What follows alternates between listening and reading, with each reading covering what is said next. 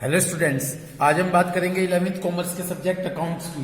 और स्टूडेंट्स, आज हम financial statement with adjustment chapter के जिस क्वेश्चन को डिस्कस करेंगे वो क्वेश्चन नंबर है 5। तो आज हम फाइनेंशियल स्टेटमेंट विद एडजस्टमेंट के क्वेश्चन नंबर 5 को आपके साथ डिस्कस करेंगे। तो चलिए इस क्वेश्चन को स्टार्ट करते हैं। जब हम इस क्वेश्चन को स्टार्ट कर रहे हैं तो हमें ट्रेडिंग अकाउंट, P&L और बैलेंस शीट बनानी है। सबसे पहले ट्रेडिंग के कुछ बेसिक आइटम्स जो हैं उनको लिख लेते हैं। जैसे कि हम कौन सा आइटम लिखेंगे, सबसे पहले हम लिखेंगे ओपनिंग स्टॉक। तो सबसे पहले हम यहाँ ट्रेडिंग अकाउंट में ओपनिंग स्टॉक लिख लेते हैं डेबिट साइड में, टू ओपनिंग स्टॉक। यदि हम देखें ओपनिंग स्टॉक हमें दिया गया है 3460 रुपीज। तो सबसे पहले हमने क्वेश्चन में ट्रेडिंग अकाउंट में ओपनिंग स्टॉक लिख लिया 3460 रुपीज जो हमें दिया गया है। इतनी बात क्लियर हो गई। उसके बाद हम देखते हैं, हम लिखेंगे परचेस। परचेस हमें क्वेश्चन में दिया गया है, परचेस और सेल्स एक साथ दी गई है। तो और देख लीजिए परचेस के साथ हम परचेस रिटर्न भी माइनस करते हैं। तो सबसे पहले हम लिख लेते हैं यहाँ पर टू परचेस। तो हमने जब यहाँ पर सबसे पहले लिख लिया टू परचेस, देखिएगा परचेस और सेल्स एक साथ दी गई है। परचेस का बैलेंस हमेशा डेबिट होता है। तो आप देख सकते हैं परचेस डेबिट में दी गई है 5475। तो आपने यहाँ पर लिख लिया टू परचेस 5475। उसके बाद आप क्या कीजिए, उसके बाद माइनस कर दीजिए इसमें से परचेस रिटर्न। यदि आप जाकर देखें तो रिटर्न, सेल्स रिटर्न और परचेस रिटर्न एक साथ दी गई है। जो परचेस रिटर्न है वो आपको क्रेडिट साइड में मिलेगा। तो यदि आप देखें परचेस रिटर्न क्रेडिट साइड में 125 है, तो हमने माइनस कर दिया परचेस रिटर्न 125। तो इस तरह से जब हमने इसमें से ये माइनस किया तो ये बच गया 5350। तो हमने जब माइनस कर दिया वो हो गया 5350 रुपीज। इतनी बात आपके समझ में आ गई। तो परचेस में से हमने परचेस रिटर्न माइनस कर दिया। इसके बाद हम फोकस करते हैं सेल्स पर। देखिए हमें क्वेश्चन में सेल्स भी दी गई है, तो हम सेल्स में से क्या माइनस कर देंगे, हम सेल्स में से सेल्स रिटर्न माइनस कर देंगे। तो हम क्रेडिट साइड में जाकर लिख रहे हैं बाय सेल्स। हमने क्रेडिट साइड में जाकर लिखा बाय सेल्स। यदि आप देखें सेल्स हमें दिया गया है क्रेडिट साइड में 15,450। तो 15,450 हमें सेल्स दिया गया है। उसमें से हमने माइनस कर दिया है सेल्स रिटर्न। ठीक है ना, सेल्स रिटर्न हमें डेबिट में दिया गया है 200 रुपीज। तो हमने सेल्स में से सेल्स रिटर्न माइनस कर दिया, तो ये बचा 15,250। इतनी बात आपके क्लियर हो गई। तो हमने कुछ बेसिक आइटम लिख लिए। सबसे पहले हमने ओपनिंग स्टॉक लिख लिया, उसके बाद हमने परचेस में से परचेस रिटर्न माइनस कर दिया, उसके बाद हमने क्रेडिट साइड में सेल्स लिखा, सेल्स में से सेल्स रिटर्न माइनस कर दिया। इतनी बात आपकी क्लियर हो गई। इसके बाद अब आप क्या करें, एक बार बैलेंस शीट में भी आ जाए।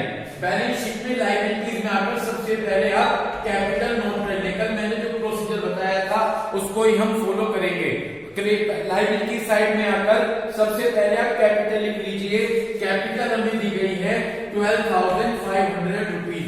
तो हमने लायबिलिटी साइड में आकर सबसे पहले कैपिटल लिख ली। कैपिटल हमें दी गई है 12,500 रुपीज। ओके, तो हमने अपनी कैपिटल नोट डाउन कर ली 12,500 रुपीज। इसके बाद हम चेक करेंगे कि आईओसी और आईओडी दिया गया है क्या। आईओसी और आईओडी दिया गया है क्या, इसे हम बड़े आराम से आइएगा। इसके बाद हम देखते हैं, जब हमने कैपिटल लिख लिया हम अपना नेक्स्ट प्रोसीजर करेंगे कि हमें आईओसी और आईओडी दिया गया है। पहले आईओसी चेक कीजिएगा। आईओसी आपको एडजस्टमेंट में मिलेगा, तो एडजस्टमेंट में जाकर फोकस कीजिए कि कहीं आईओसी तो है क्या। लेकिन यदि हम एडजस्टमेंट चेक करें तो एडजस्टमेंट में कोई आईओसी नहीं दिया गया है। जब हमें कोई आईओसी नहीं दिया गया है तो अगर आईओसी होता तो कैपिटल में जाकर ऐड कर देते। यदि आईओसी नहीं है तो इसके बाद नेक्स्ट प्रोसीजर होगा कि जो नेट प्रॉफिट या नेट लॉस आएगा उसे कंसीडर करेंगे। नेट प्रॉफिट आता तो इसमें ऐड कर देते, नेट लॉस आएगा तो इसमें से माइनस कर देंगे। जो भी बचेगा वो हम यहाँ पर नोट कर लेंगे। ठीक है, इसके बाद हमारा नेक्स्ट प्रोसीजर है कि जाकर देखिए क्वेश्चन में drawing life insurance premium premium और इनकम टैक्स दिया गया है क्या? तो यदि हम क्वेश्चन नंबर 5 कर रहे हैं, तो यदि हम जाकर देखें तो इसमें चेक करते हैं कि ड्रॉइंग्स, लाइफ इंश्योरेंस और insurance premium, drawings, life insurance premium और इनकम टैक्स दिया गया है क्या?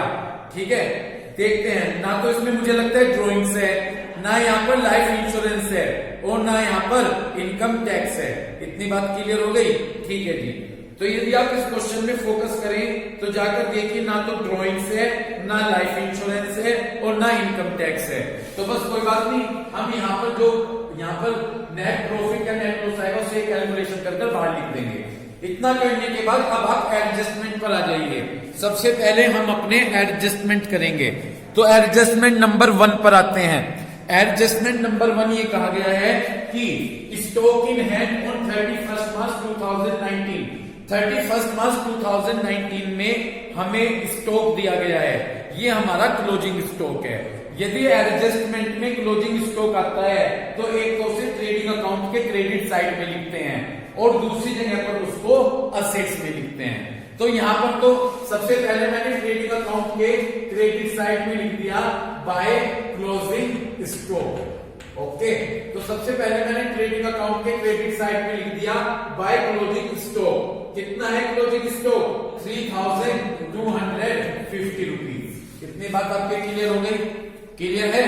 इसके बाद हम नेक्स्ट फोकस करते हैं, असेट्स में आएगा। असेट्स में हम सबसे बाद में लिख देंगे, ठीक है। सभी ट्रांजेक्शन करने के बाद सबसे लास्ट में हम क्लोजिंग स्टॉक लिख देंगे। इतनी बात क्लियर हो गई? अब इसके बाद आप सेकंड एडजस्टमेंट पर फोकस कीजिए। ये कहा गया है कि बिल्डिंग पर 5% डेप्रिसिएशन है, फर्नीचर पर 10% डेप्रिसिएशन है और जो लूज टूल हैं उनकी रिवैल्यू की गई, यानी साल के लास्ट में वो 5000 है। साल के लास्ट में कितने बचे? 5000। चलिए उसे मैं बाद में समझाऊंगा, पहले बिल्डिंग पर डेप्रिसिएशन देखते हैं। ऊपर जाकर देखिए बिल्डिंग कितनी है। बिल्डिंग असेट्स में लिख देते हैं। असेट्स में जाकर मैंने यहाँ पर बिल्डिंग लिख लिया 7500 रुपीज माइनस डेप्रिसिएशन कहा गया है, डेप्रिसिएशन है 5%। यदि मैं 7500 का 5% डेप्रिसिएशन निकालूं तो यह आ जाएगा 375 और 7500 से 375 है तो 7125 मेरे बचे। इतनी बात क्लियर हो गई? समझ में आ गई? तो बिल्डिंग लिखकर 7500, हमने 7500 का 5% निकाल दिया। जब इसका 5% निकाल दिया तो 375 आ गए, तो बाहर वैल्यू बची 7125। अब दूसरी जगह ये डेप्रिसिएशन P&L के डेबिट साइड में आ जाएगा। कुछ स्पेस छोड़कर हम यहाँ पर लिख देते हैं टू डेप्रिसिएशन ऑन, क्या लिख देंगे? To depreciation on building. तो हमने यहाँ पर लिख दिया टू डेप्रिसिएशन ऑन बिल्डिंग। कितना डेप्रिसिएशन है ये? 375। ओके, एक प्रोसीजर खत्म। दूसरा देखिए, फिर उसके बाद कहा कि फर्नीचर पर 10% है। ऊपर जाकर चेक करें फर्नीचर कितना दिया गया है। फर्नीचर है 640। तो मैंने यहाँ पर फर्नीचर लिखा, फर्नीचर मैंने यहाँ पर फर्नीचर लिखा, कितना दिया गया है? 640 माइनस डेप्रिसिएशन। कितने परसेंट डेप्रिसिएशन है? 10। इस 640 का जब 10% डेप्रिसिएशन निकालेंगे 64 रुपीज आ जाएंगे और इसमें से तो ये बचेंगे 576। कितने बचे? 640 से 64 माइनस कर दीजिए, 576 बचे। दूसरी जगह 64 डेप्रिसिएशन P&L के डेबिट में आ जाएगा। तो मैंने यहाँ पर लिखा टू डेप्रिसिएशन ऑन फर्नीचर। तो मैंने यहाँ पर लिख दिया to depreciation on furniture 64 rupees. Next चलते हैं आगे। उसके बाद ये कहा गया, इसे ध्यान से सुनिएगा, लूज टूल ईयर के एंड में 5000 रुपीज के रिवैल्यू किए गए। जो लूज टूल हैं वो ईयर के एंड में कितने हैं? 5000 रुपीज उनकी वैल्यू है। इतनी बात समझ में आ गई? तो ईयर के एंड में उनकी वैल्यू 5000 है। अब देखिए कैसे मैं उसको करूंगा। ठीक, देखिए ऊपर जाकर देखिए, पहली बात लूज टूल हमारे लिए असेट्स होती हैं। लूज टूल का मतलब है छोटे छोटे औजार जो यूज होते हैं। तो लूज टूल हमारे लिए असेट्स है। लूज टूल कितने हैं ऊपर? ये ऊपर तो दिए गए हैं 6000 6250 और यूं कह रहे हैं कि साल के लास्ट में 5000 के हैं, यानी 1250 रुपए का डेप्रिसिएशन है। वो पूरे साल भर यूज करने के बाद जी, साल के शुरुआत में तो थे वो 6250 रुपए के, लेकिन जब हमने उन्हें पूरे साल यूज कर लिया तो वो कितने के बचे? 5000 रुपए के। तो एक्चुअल में वैल्यू तो है 5000 रुपए की। तो देखिए मैंने यहां पर लिख लिया लूज टूल, ठीक है ना जी, दो तरीके हैं लिखने के, ठीक है, लूज टूल्स, ठीक, बस दो तरीके का। सीधे ही देख लीजिए साल के लास्ट में कितने के बचे में? 5000 के। तो यहां पर लिख दीजिए सीधे 5000 रुपीज। ओके, डेप्रिसिएशन कितना आया भाई? शुरू में थे 6250 के, साल भर यूज करने के बाद हुए 5000 के, तो कितना डेप्रिसिएशन है? 1250। तो हमने लिख दिया यहां पर to depreciation on loose to 1250 रुपए।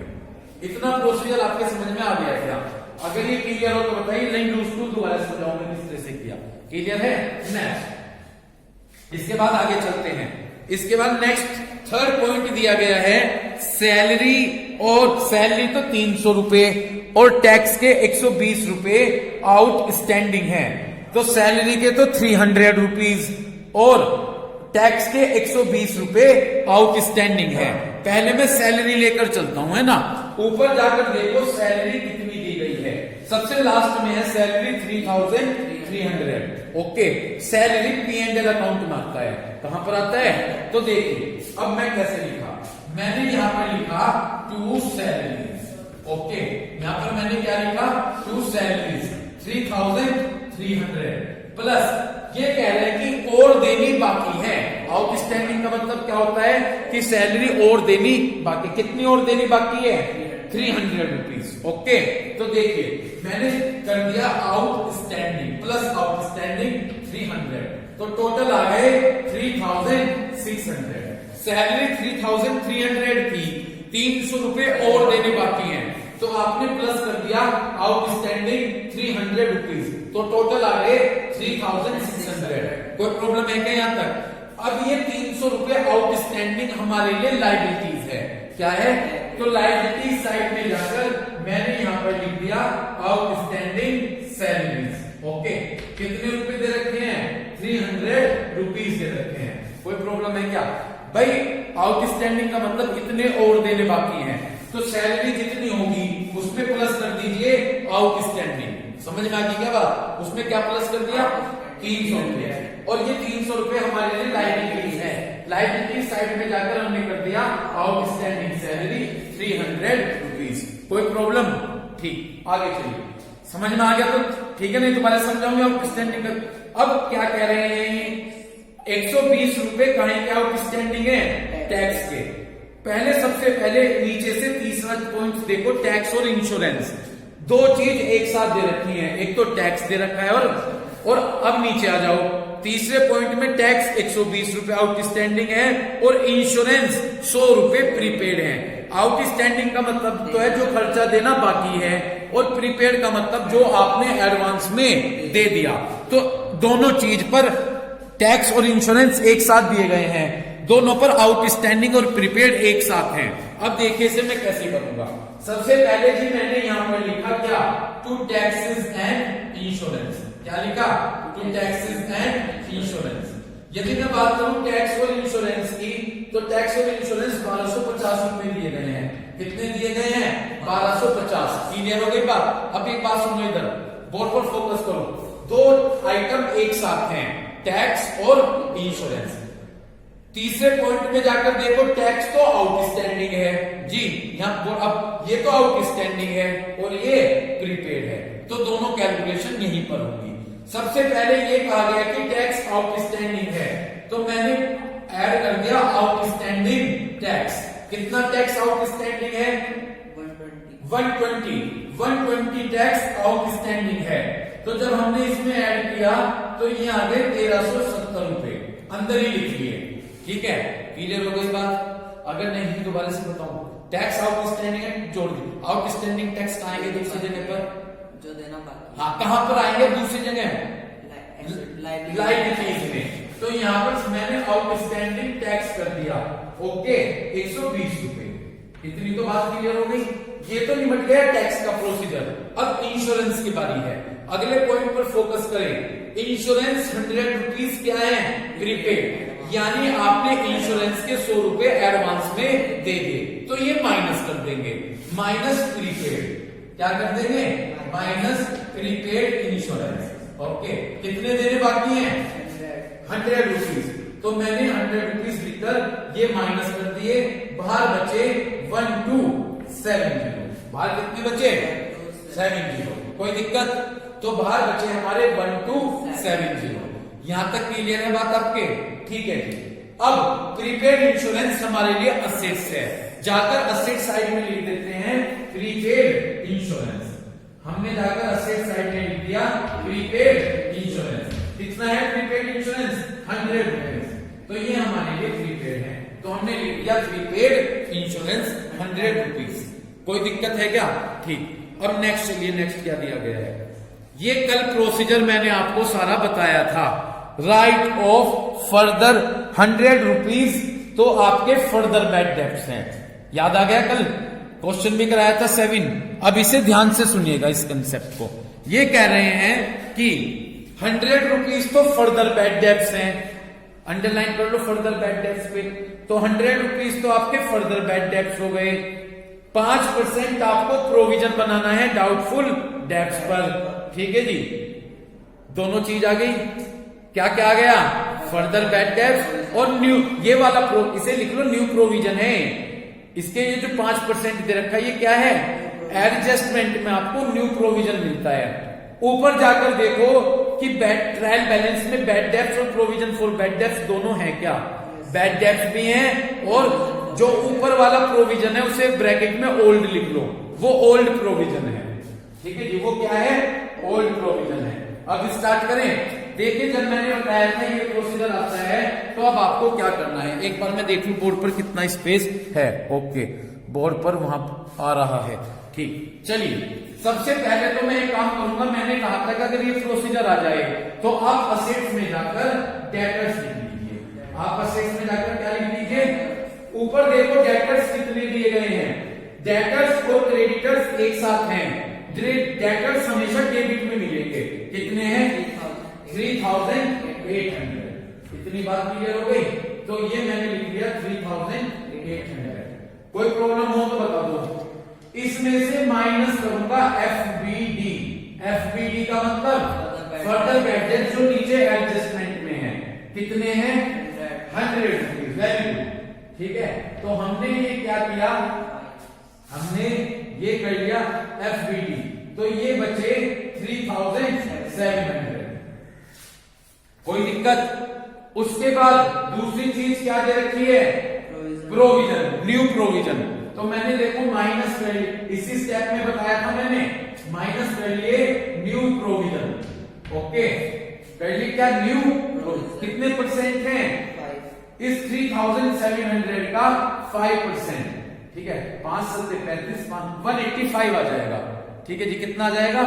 185। तो ये हमने यहां पर न्यू प्रोविजन कैलकुलेट कर लिए। तो देखो, पहले तो डेटर्स, हमने डेटर्स लिखे। डेटर्स में जाकर हमने क्या किया? फर्दर बैड डेब्ट्स माइनस कर लिए। कितने थे फर्दर बैड डेब्ट्स? 100 रुपीज। तो 100 रुपीज माइनस कर लिए। उसके बाद हमने क्या किया? जितना बचा 3700 बचा, हमने उस पर प्रोविजन कैलकुलेट किया, न्यू प्रोविजन। तो 3700 का 5% निकाला तो 185 रुपीज आ गए। अब हम क्या करेंगे? अब हम इसे 3700 में से 185 माइनस करेंगे तो 3515 बचेगा। कितना बचेगा? हमेशा ये प्रोसीजर ऐसे ही होना है। पहले हमेशा डेटर्स लिखकर क्या माइनस करोगे, फिर उसके बाद जो बचेगा उस पर न्यू प्रोविजन निकालोगे। लेकिन यदि फर्दर बैड डेट्स नहीं है तो आप कुछ नहीं कर सकते, फिर न्यू प्रोविजन पर आ जाओगे। ओके, अब मैंने इसके बाद क्या बताया था आपको कि कुछ वर्किंग नोट करेंगे। ठीक है, अब क्योंकि मेरे पास स्पेस की प्रॉब्लम है तो मैं एक काम करता हूं, यहां पर वर्किंग नोट डाल देता हूं। ये बैलेंस शीट के बाद करेंगे। ठीक है, ये वर्किंग नोट डाल देता हूं, मैं बाद में कॉलम बना दूं भाई। ठीक है, वर्किंग नोट डाल देता हूं। ठीक है, सबसे पहले मैं लूंगा बैड डेब्ट्स। क्या लूंगा? ट्रायल बैलेंस के। ऊपर जाकर देखो कितने बैड डेब्ट्स हैं, 125। ऊपर बैड डेब्ट्स बिल्कुल ट्रायल बैलेंस में 125 है। ओके, उसके बाद इसमें ये दोनों जोड़ दीजिए, फर्दर बैड डेब्ट्स और न्यू प्रोविजन। ठीक है, तो सबसे पहले तो हमने क्या लिया, बैड डेब्ट्स लिए ट्रायल बैलेंस वाले। ठीक है, कितने लिए 125 प्लस एफबीडी, एफबीडी कौन से वाले, एडजस्टमेंट वाले। ठीक है भाई, समझना नहीं बात, कितने हैं 100। उसके बाद हमने ऐड किए न्यू प्रोविजन, न्यू प्रोविजन कितने हैं 185। ओके, इनको प्लस कर देते हैं 300, ये हो गया 410 हो गए, 5 5 10, 8 2 10 और 11, 410 हो गए। उनमें से क्या माइनस कर दिया, old provision, old provision. Old provision कहां मिलेंगे, कितने हैं वहां पर ओल्ड प्रोविजन, 200। ठीक है भाई, अब 410 में से 200 के प्लस के बचे माइनस, प्लस के कितने 210। अगर प्लस के बचते हैं तो इसके बाद कहां पर शो करेंगे, P&L के डेबिट में शो करेंगे। ओके, देखो यहाँ पे तो एक आइटम लिख देंगे, यहाँ पर एज इट इज प्रोसीजर उतार देता हूं। ओके, 2 बैड डेब्ट्स, कितने हैं बैड डेब्ट्स 125 प्लस, ये प्रोसीजर आपके समझ में आया। ठीक है, तो हमने सबसे पहले क्या लिख लिया जी, यहां पर बैड डेब्ट्स 125, इसके बाद हमने लिखा plus further bad debts. Okay, कितने हैं further bad debts 100 rupees. Okay, उसके बाद plus new provision, new provision कितने हैं 185, हमने टोटल लगा लिया, टोटल आया कितना 410 minus old provision, old provision कितने हैं 200, तो बाहर बचे हमारे 210।